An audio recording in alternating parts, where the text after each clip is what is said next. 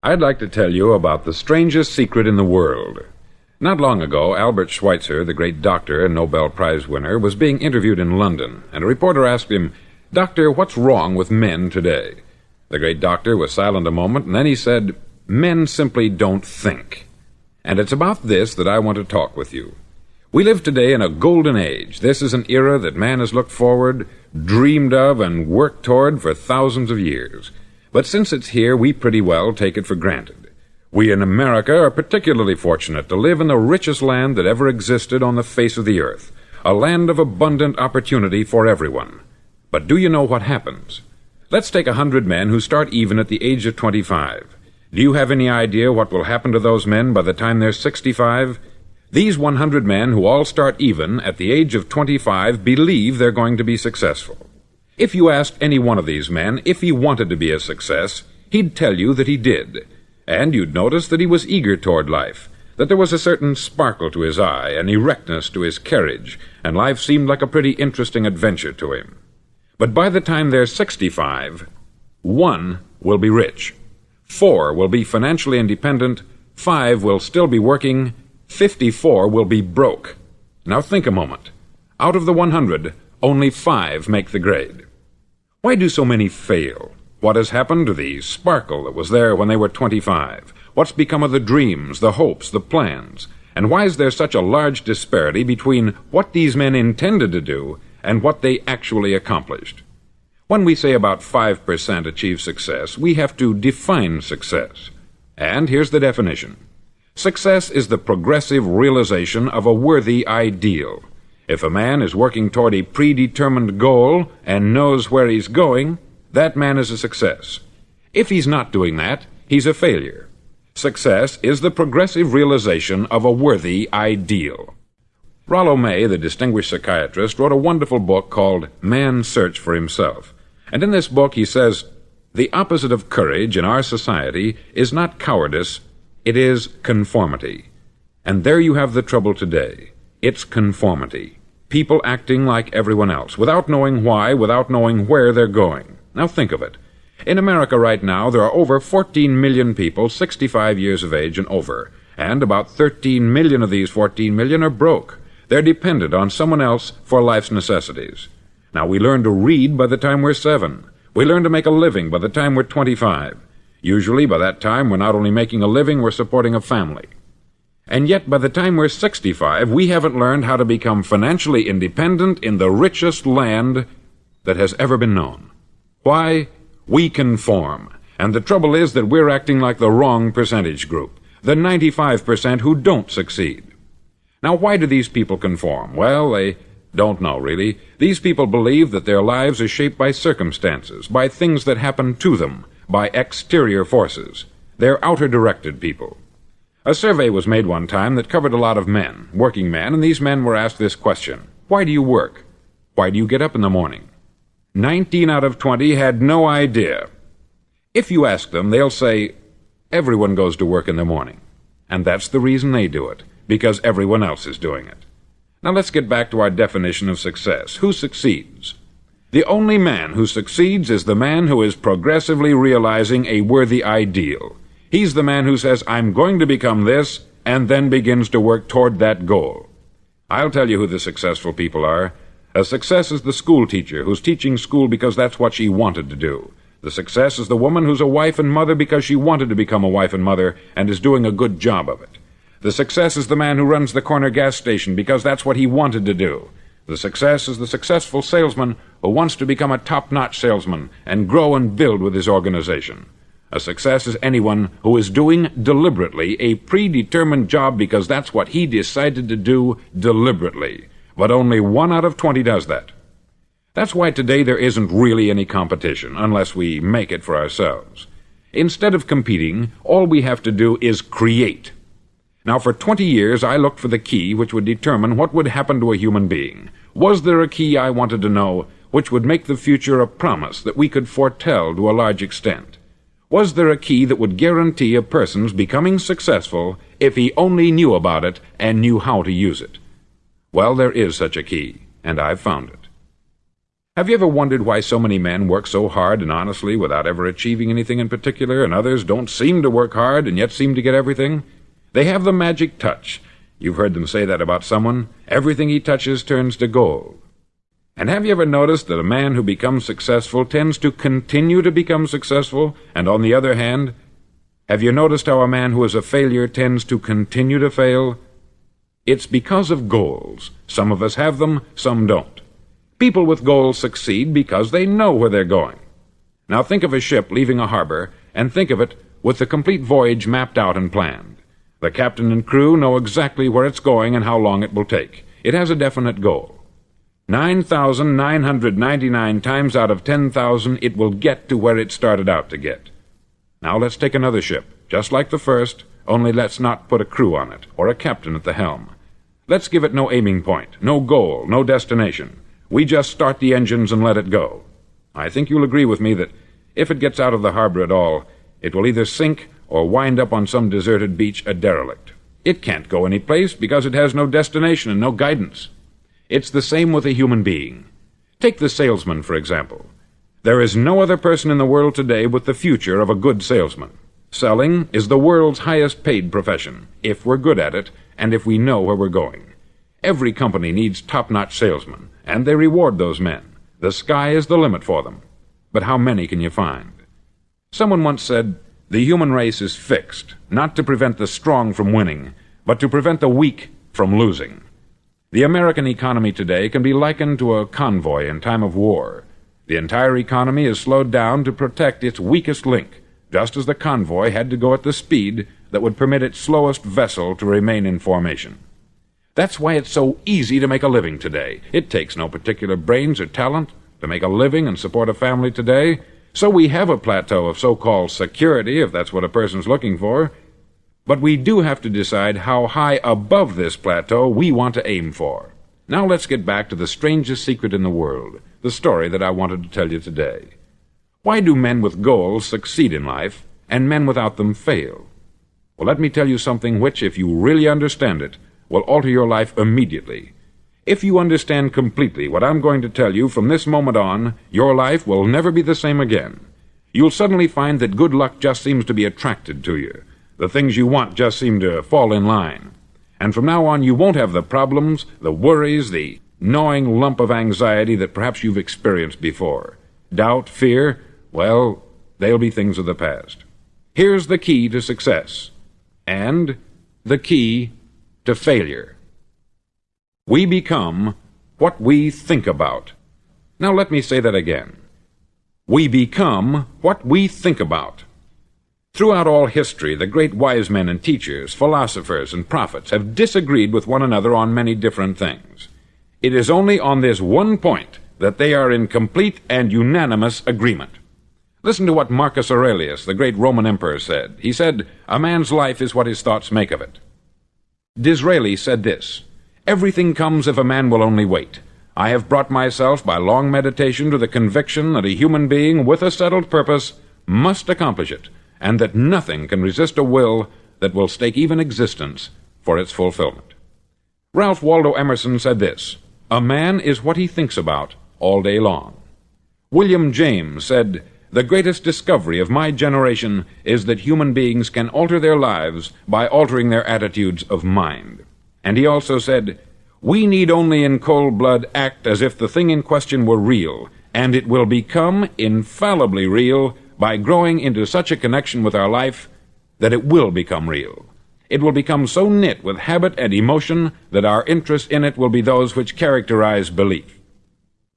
He also said this, "If you only care enough for a result, you will almost certainly attain it.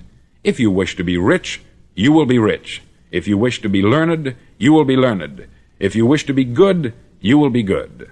Only you must then really wish these things, and wish them exclusively, and not wish at the same time 100 other incompatible things just as strongly."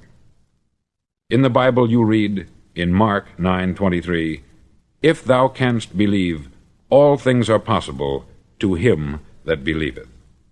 Dr. Norman Vincent Peale said this, "This is one of the greatest laws in the universe. Fervently do I wish I had discovered it as a very young man. It dawned upon me much later in life, and I've found it to be one of the greatest, if not my greatest discovery, outside of my relationship to God. And the great law, briefly and simply stated, is that if you think in negative terms, you'll get negative results. If you think in positive terms, you will achieve positive results. That is the simple fact which is at the basis of an astonishing law of prosperity and success. In 3 words, believe and succeed. William Shakespeare put it this way: "Our doubts are traitors, and make us lose the good we oft might win, by fearing to attempt." George Bernard Shaw said, "People are always blaming their circumstances for what they are. I don't believe in circumstances. The people who get on in this world are the people who get up and look for the circumstances they want, and if they can't find them, make them." Well, it's pretty apparent, isn't it? And every person who discovered this, for a while believed that he was the first one to work it out. We become what we think about. Now, it stands to reason that a person who's thinking about a concrete and worthwhile goal is going to reach it, because that's what he's thinking about. And we become what we think about. Conversely, the man who has no goal, who doesn't know where he's going, and whose thoughts must therefore be thoughts of confusion and anxiety and fear and worry, becomes what he thinks about. His life becomes one of frustration, fear, anxiety, and worry. And if he thinks about nothing, he becomes nothing. Now, how does it work? Why do we become what we think about? Well, I'll tell you how it works as far as we know. Now, to do this, I want to tell you about a situation that parallels the human mind. Suppose a farmer has some land, and it's good, fertile land. Now, the land gives the farmer a choice. He may plant in that land whatever he chooses. The land doesn't care. It's up to the farmer to make the decision. Now, remember, we're comparing the human mind with the land, because the mind, like the land, doesn't care what you plant in it. It will return what you plant, but it doesn't care what you plant. Now, let's say that the farmer has 2 seeds in his hand. One is a seed of corn, the other is nightshade, a deadly poison. He digs 2 little holes in the earth, and he plants both seeds, one corn, the other nightshade. He covers up the holes, waters, and takes care of the land, and what will happen? Invariably, the land will return what is planted. As it's written in the Bible, "As ye sow, so shall ye reap."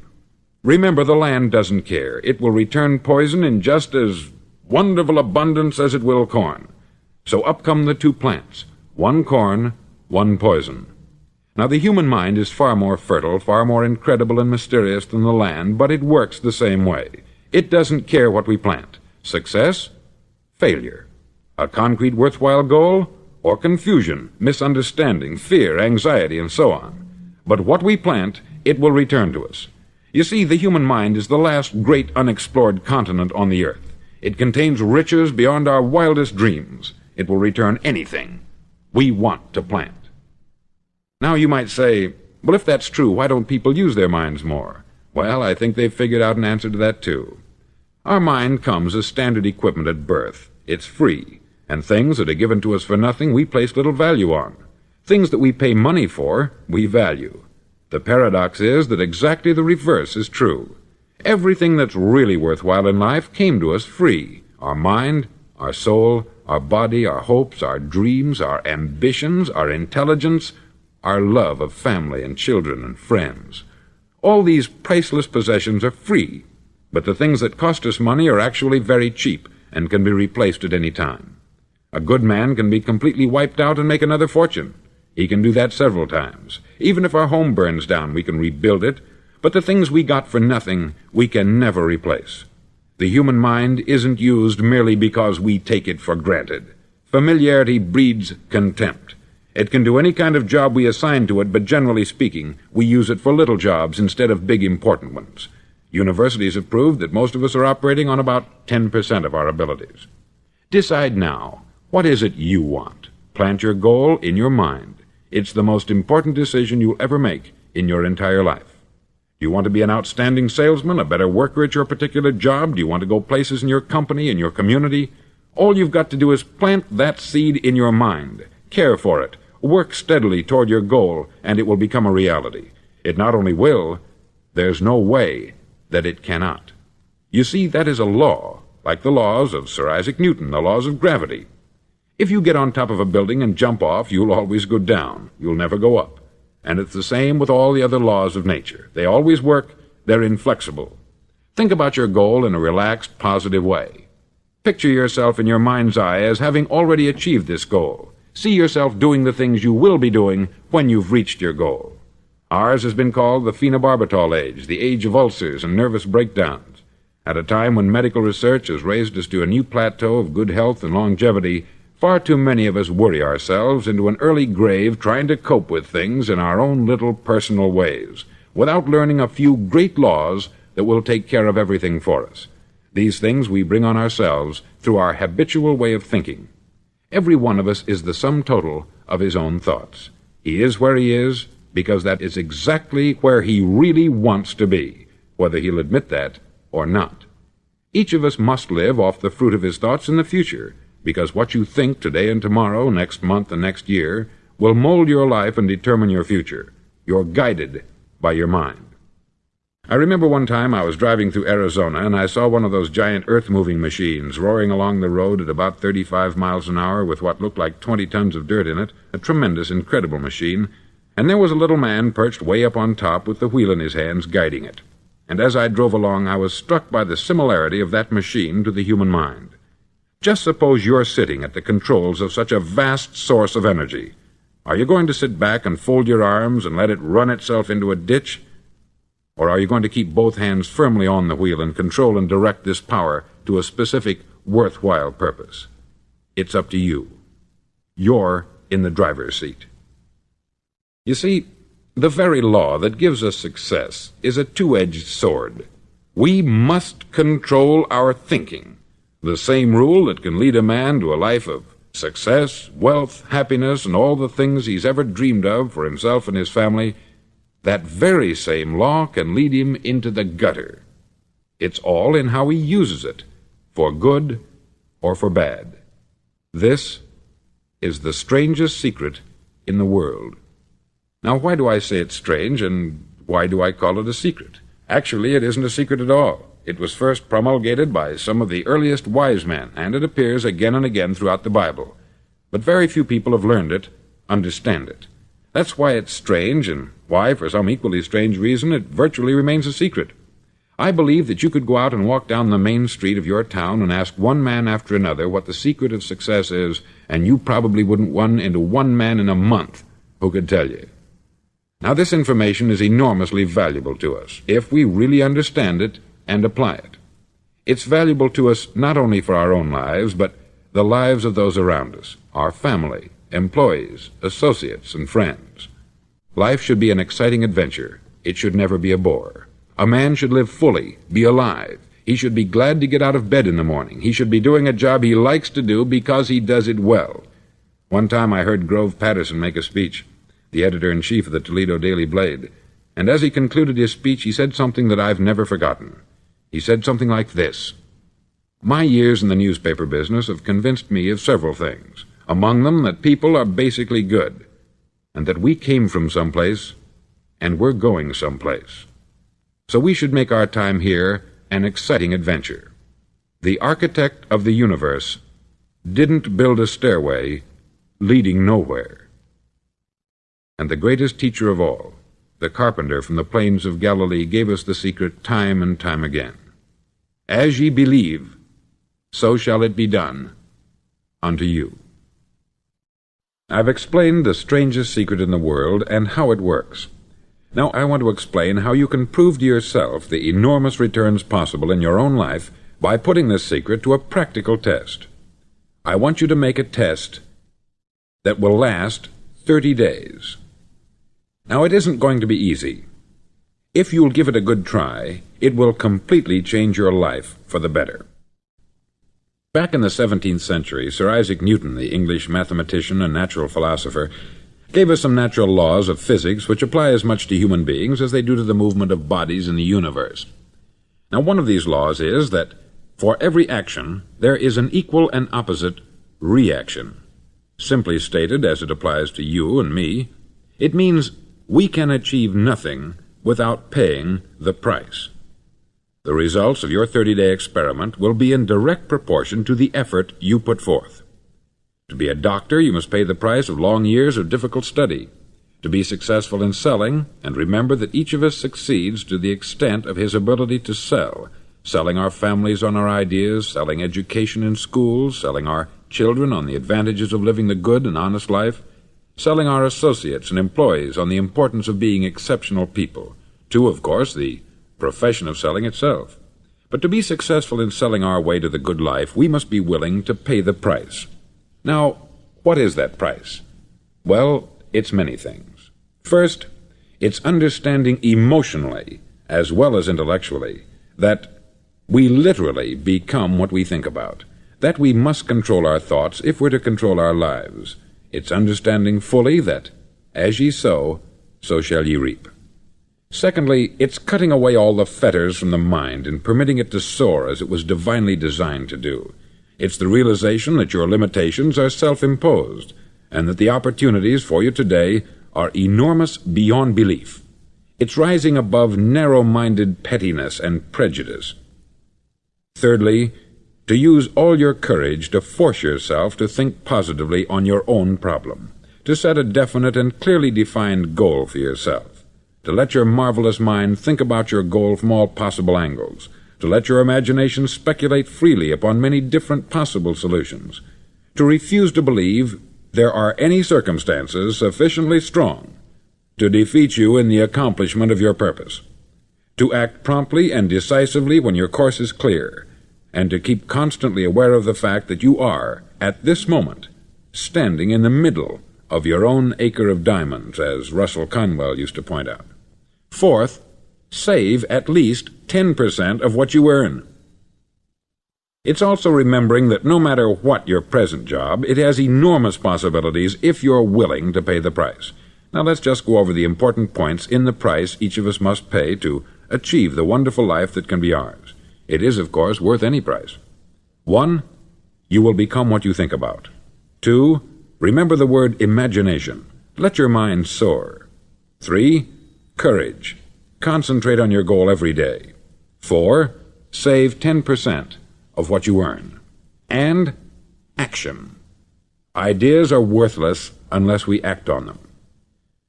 Now I'll try to outline the 30-day test I want you to make. Now keep in mind that you have nothing to lose by making this test, and everything you could possibly want to gain. There are 2 things that may be said of everyone. Each of us wants something, and each of us is afraid of something. I want you to write on a card what it is you want more than anything else. It may be more money. Perhaps you'd like to double your income or make a specific amount of money. It may be a beautiful home. It may be success at your job. It may be a particular position in life. It could be a more harmonious family. Each of us wants something. Write down on your card specifically what it is that you want. Make sure it's a single goal and clearly defined. You needn't show it to anyone, but carry it with you so that you can look at it several times a day. Think about it in a cheerful, relaxed, positive way each morning when you get up, and immediately you have something to work for, something to get out of bed for, something to live for. Look at it every chance you get during the day and just before going to bed at night. As you look at it, remember that you must become what you think about, and since you're thinking about your goal, you realize that soon it will be yours.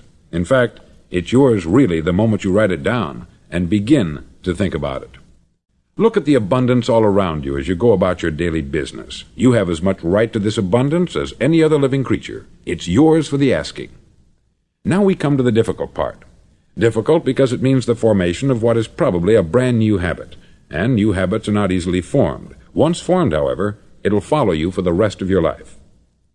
Stop thinking about what it is you fear. Each time a fearful or negative thought comes into your consciousness, replace it with a mental picture of your positive and worthwhile goal.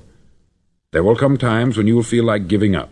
It's easier for a human being to think negatively than positively. That's why only 5% is successful. You must begin now to place yourself in that group. For 30 days you must take control of your mind. It will think only about what you permit it to think. Each day for this 30-day test, do more than you have to do. In addition to maintaining a cheerful, positive outlook, give of yourself more than you've ever done before. Do this knowing that your returns in life must be in direct proportion to what you give. The moment you decide on a goal to work toward, you're immediately a successful person. You're then in that rare and successful category of people who know where they're going. Out of every 100 people, you belong to the top 5. Don't concern yourself too much with how you're going to achieve your goal. Leave that completely to a power greater than yourself. All you have to do is know where you're going. The answers will come to you of their own accord. Remember these words from the Sermon on the Mount, and remember them well. Keep them constantly before you this month of your test. Ask, and it shall be given you. Seek, and ye shall find. Knock, and it shall be opened unto you. For every one that asketh receiveth, and he that seeketh findeth, and to him that knocketh it shall be opened. It's as marvelous and as simple as that. In fact, it's so simple that in our seemingly complicated world it's difficult for an adult to understand that all he needs is a purpose and faith. For 30 days, do your best. If you're a salesman, go at it as you've never done before, not in hectic fashion, but with the calm, cheerful assurance that time well spent will give you the abundance in return you deserve and want. No matter what your job, do it as you've never done it before for 30 days. And if you've kept your goal before you every day, you'll wonder and marvel at this new life you've found. Dorothea Brand, outstanding editor and writer, discovered it for herself and tells about it in her fine book, Wake Up and Live. Her entire philosophy is reduced to the words, act as though it were impossible to fail. She made her own test with sincerity and faith, and her entire life was changed to one of overwhelming success. Now you make your test for 30 full days. Don't start your test until you've made up your mind to stick with it. You see, by being persistent, you're demonstrating faith. Persistence is simply another word for faith. If you didn't have faith, you would never persist.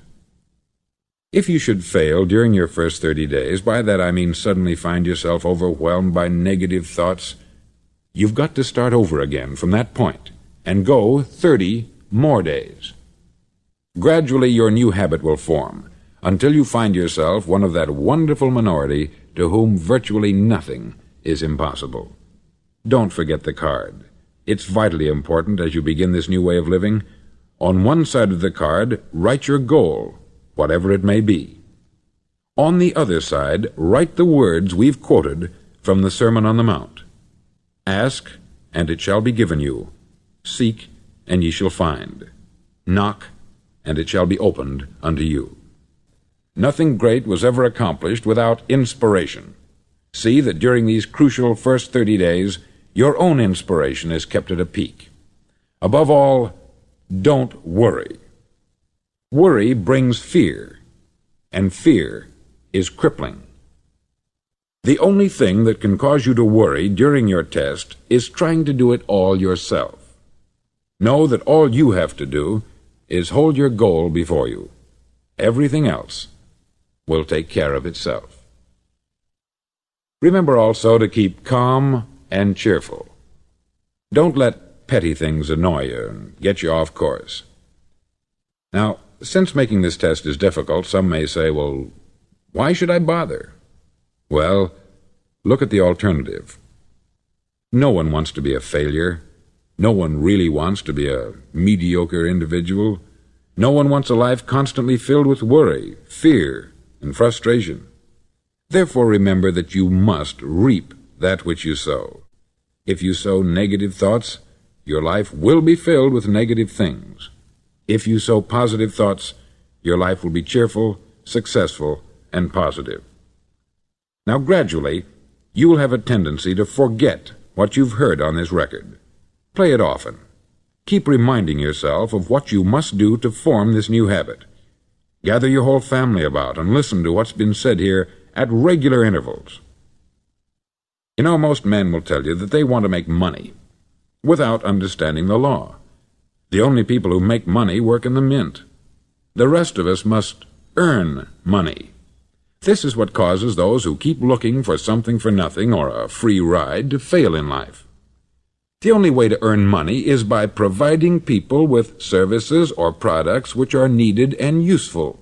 We exchange our product or service for the other man's money. Therefore, the law is that our financial return will be in direct proportion to our service. Success is not the result of making money. Making money is the result of success, and success is in direct proportion to our service. Most people have this law backwards. They believe that you're successful if you earn a lot of money.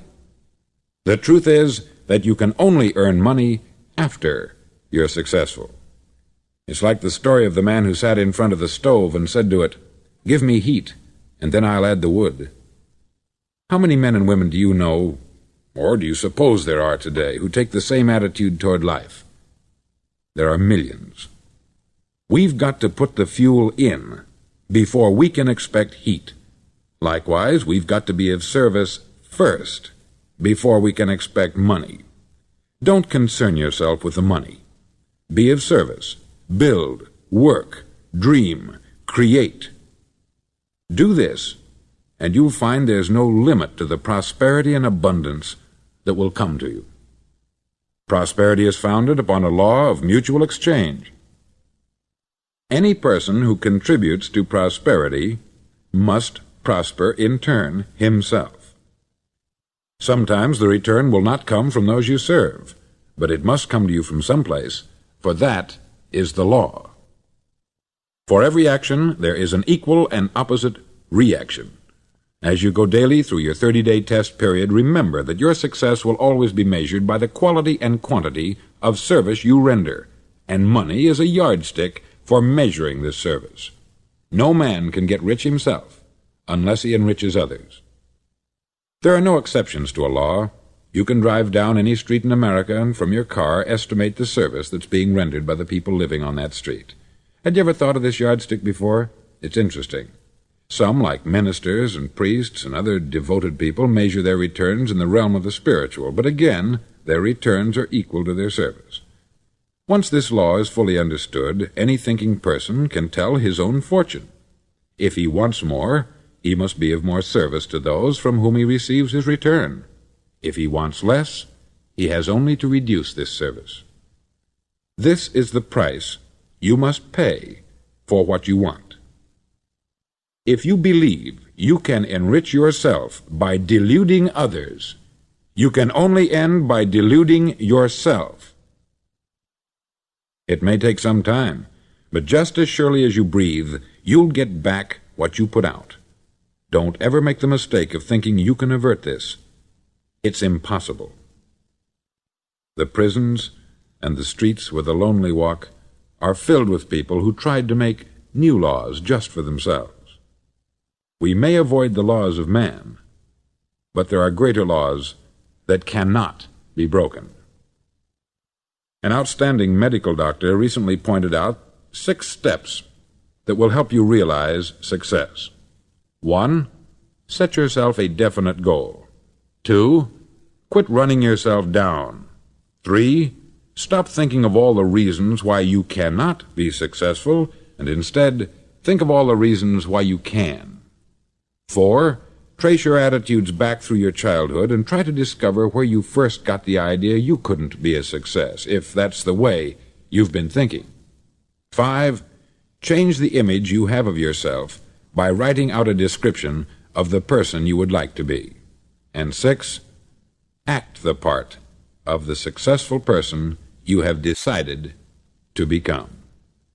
The doctor who wrote those words is a noted West Coast psychiatrist, David Harold Fink, M.D. Do what all experts since the dawn of recorded history have told you you must do.